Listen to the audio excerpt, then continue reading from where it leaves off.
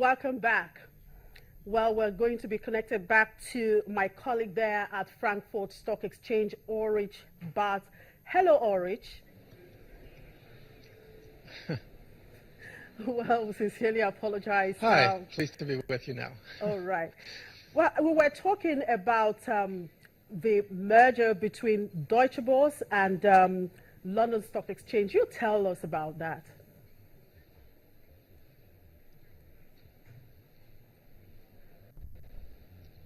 Yeah, it's planned as a merger of equals. I think you already provided some details to the viewers just a few minutes ago.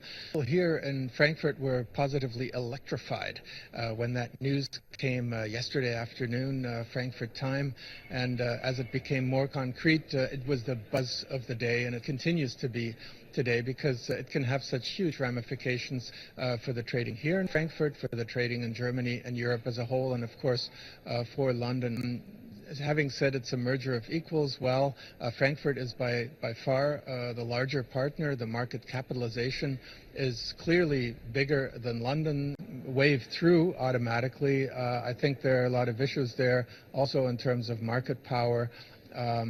Together, one has to examine that very closely. It's up to the competition watchdogs in the EU and perhaps also here in the state of Hesse, which also has a regulatory role, the economics minister there. But the two are now, in the form that they have now, much more complementary than previous constructs. Frankfurt is strong in derivatives and options trading, and it has a very good clearing unit that is making a lot of money, and London is strong in equities trading and in IPOs, so people think that there won't be much sense for the competition watchdogs to say no.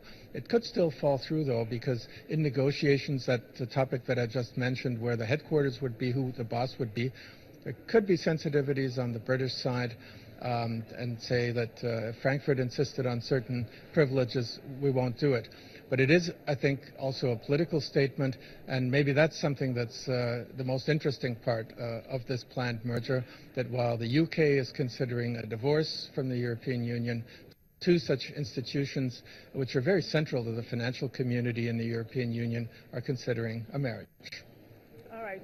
Now, the big airplane and aerospace company Airbus today announced a huge profit jump for 2015 and also commented on the outlook for this year. What is the market's reaction to that?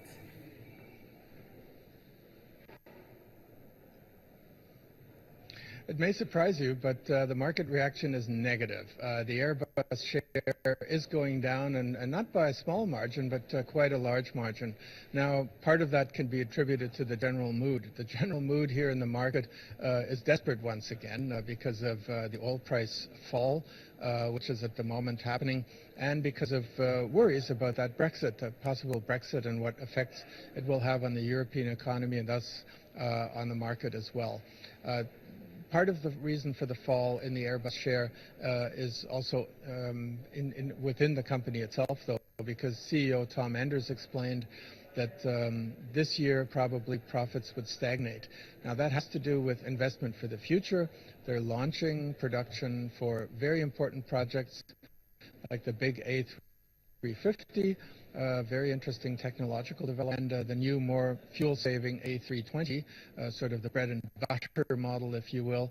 But because production launch costs are always higher when you really gear up there, he doesn't see a big profit this year. That was a bit of a disappointment to hear that from the point of view of the market. Well, thank you very much for your time, Ulrich. Ulrich Barth, DWTV Channels TV correspondent reporting from the Frankfurt Stock Exchange. Well, back here in Nigeria, the government plans to train as many as 10,000 youths a year for skilled work in the Niger Delta region to try to stop them attacking and stealing oil from pipelines. Tensions have been building in the region since President Muhammadu Buhari said in his inauguration speech that he wanted to streamline an amnesty that included stipend payments agreed in 2009 with militants who were fighting for a greater share of oil revenues and hampering output in the country. The government says it plans to build 9 vocational centers. The first center will train young people in leather goods manufacturing, mobile phone assembly and e-commerce. Some would also find work at a new processing plant for cassava, part of the government's plan to boost the agricultural sector. The establishments we are putting in place to give skills to the people are in the vocations of small artisanal scale processing and manufacturing in different vocations in different centers. For instance, commerce, that should train people on electronic commerce, which enhances their knowledge in ICT, making of, leather products, different vocations of that nature. We only hope that when this is finished, people will be ready to engage themselves profitably in self-employment. Oil pollution has long plagued the southwestern delta, an impoverished region despite being home to much of Nigeria's oil and gas wealth. The environmental toll has been huge, and the mangrove creeks of the delta region are heavily polluted, mainly due to leaks from illegal pipeline tapping and sabotage. Residents say oil spills and gas flares pollute farmland and kill fish in the creeks. The Niger Delta minister says up to 10,000 youth will be trained yearly to help address the grievances of livelihoods, but gave no launch date for the centers. Yes, call it 5 to 10,000 yearly to be trained. And when they are trained, of course, they can still find their skills in already existing industries. And some of them, on account of their skills, may be marketable outside the country. We can still earn some foreign reserves, The authorities are also working to boost security in the region, but the minister says the task was difficult because the swampy terrain meant that the pipelines are hard to access. The nature of the oil facilities being attacked is a type of flow system. And so the terrain on which this flow channel or facility runs through is again challenging. So it may not always be absolutely attack-proof in terms of having to monitor all through. According to him, the government is planning to build roads and hospitals in the area, where previous projects have not made it beyond the drawing board, but also says the scope was unclear due to uncertainty over the budget.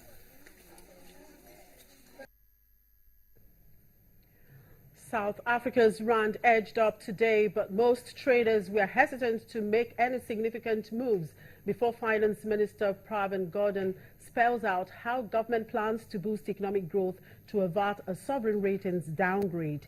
In early trade, the rand was 0.11% firmer at 15.22 per dollar after closing at 15.24.